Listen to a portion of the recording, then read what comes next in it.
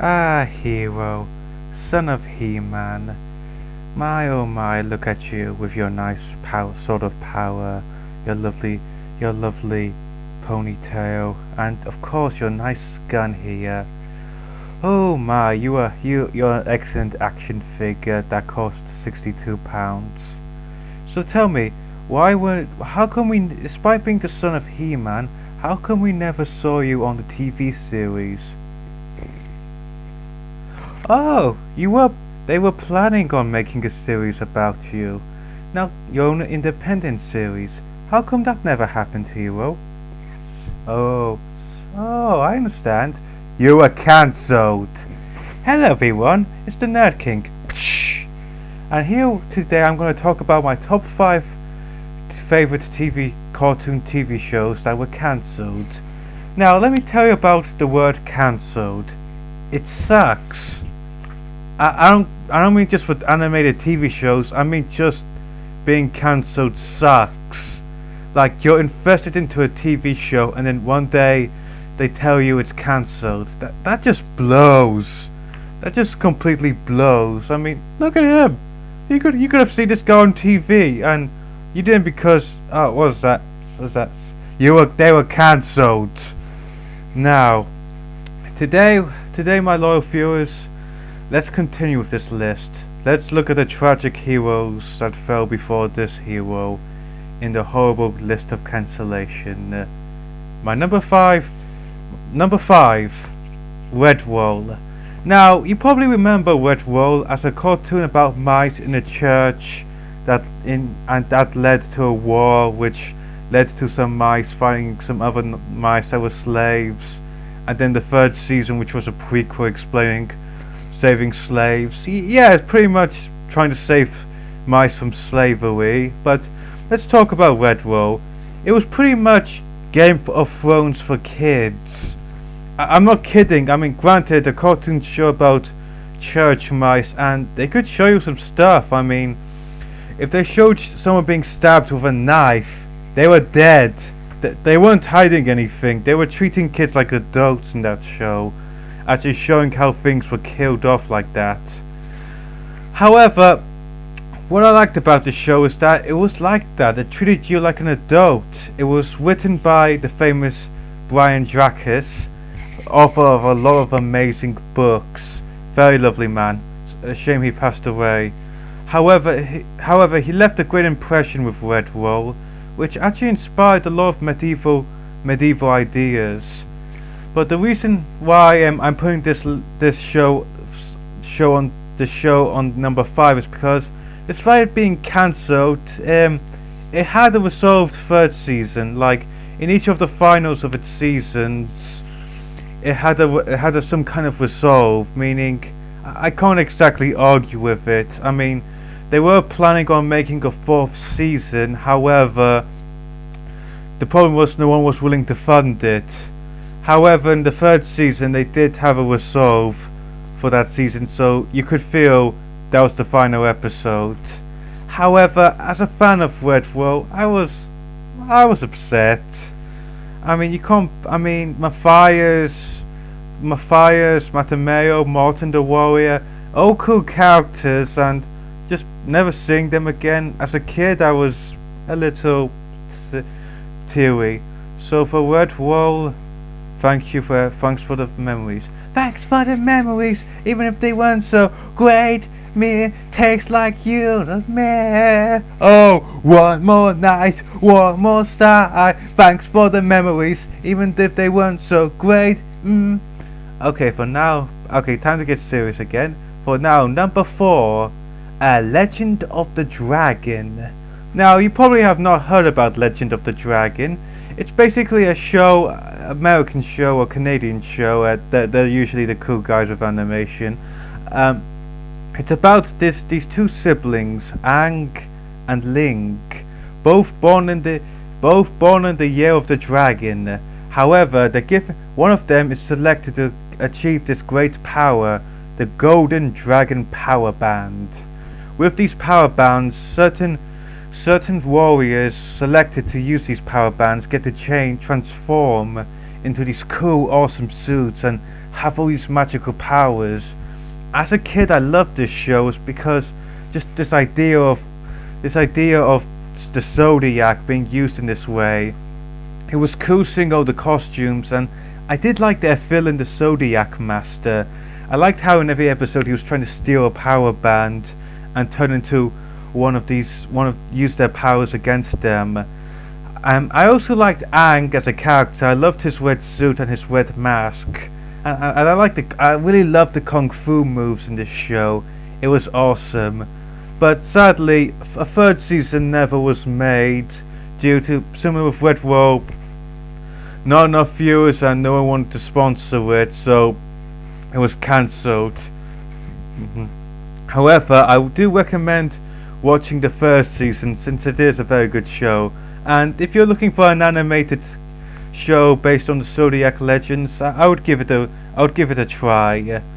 But like Legend of Dragon, you are fantastic and you will be missed.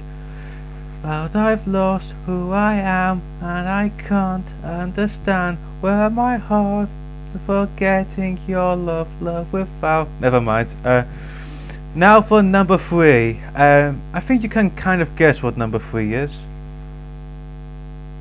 Not Hero, but a He-Man show. You see, in 2002, He-Man was rebooted for a modern series. So He-Man, along with the Masters of the Universe, Man-at-Arms, Orko, and Skeletor, all got rebooted and given modern character designs. Granted, it only what made me upset about the show is that unlike the other two shows, this was cancelled without a solution.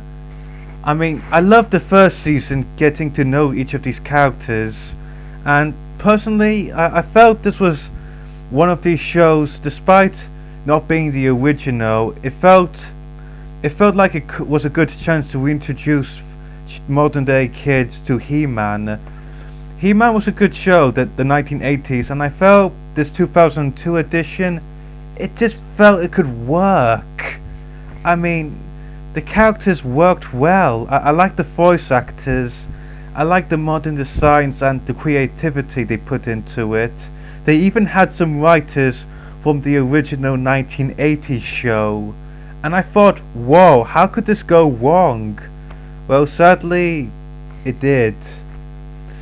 He-Man was what may have been the champion on Earth, but sadly, with toy merchandise, he couldn't succeed it. And it's a shame to see a show simply fail all because of toy merchandise. That's why I like Netflix serials, because they're not bound by stuff like merchandise. They can do whatever they like. But He-Man Masters of the Universe 2002, I liked their character designs, I liked the stories and the acting. I also liked how it was able to reintroduce the characters, and to me it did feel it could have had a high chance of reintegrating the show for a modern audience, but sadly it didn't. So He-Man 2002, thank you, but I guess you're part of the dead house.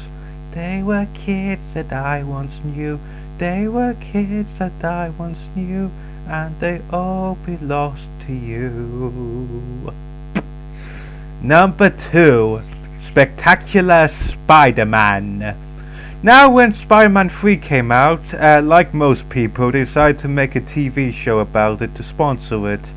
It's happened before. Batman Begins, and you had the Batman, and that's all I can think of right now. But still, you get the message. You want to advertise shows. However, what I liked about Spectacular Spider-Man was that it was innocent. I mean, it wasn't. I mean, the animation was different to the other TV shows, but what I liked about it was that it was just plainly innocent. I felt happy when I watched this show. I liked how they portrayed each of these comic book characters like Venom, Electro, Doc Ock, Black Cat, and of course, the Green Goblin, voiced by the legendary Stephen J. Blum. Yo! But I liked how they made Peter Parker in this, because he was a nervous teenager.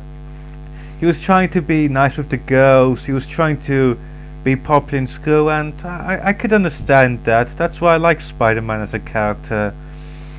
I also liked how they portrayed his relationship with Gwen Stacy, since it felt natural and I could see the love blossoming between them.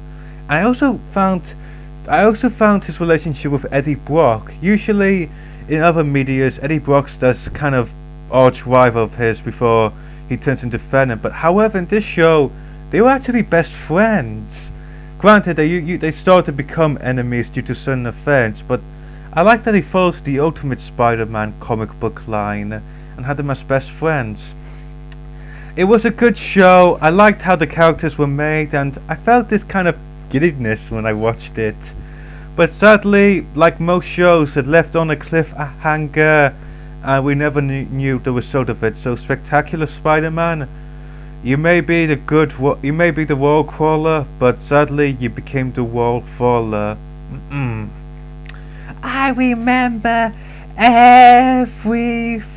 If I could start again, I still could take the past. I always will remember everything.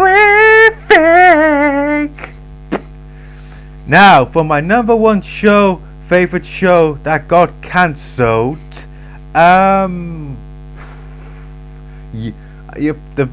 Probably one of the most shows people fans have been ticked off that got cancelled. Young Justice. Young Justice originally was a comic book series that based around three characters: Robin, Tim Drake, Green Lantern, Kyle Rayner, and Superboy, Con Kent. However, with Young Justice, they expanded upon this and introduced pretty much a new Teen Titans. You had Superboy, you had Robin, you had Miss Martian, you had Artemis, Kid Flash, Aqualad, and just a whole bunch of cool characters. The animation was fantastic. I mean, it was just superb. It was like the new animated. It was very, very well done. The storyline was good. I mean, it kind of gripped onto you. For any DC fan, this was a good show.